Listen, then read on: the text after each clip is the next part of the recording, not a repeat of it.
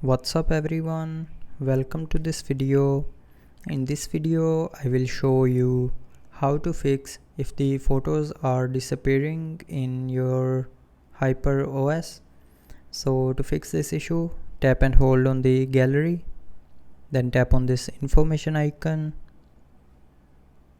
and then go to its storage. Now clear the cache memory and user data. So to clear this, tap on clear cache and then tap on OK to confirm.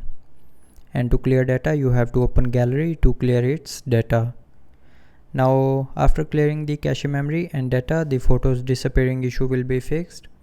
But if you are still facing the issue, then check for hidden files. So to check that, open my files or file manager, and after that go to the storage tab and tap on this three dot more option.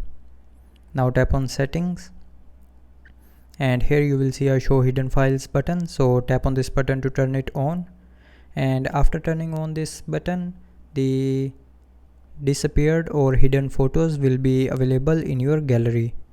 Now after that, the photos disappearing issue will be fixed.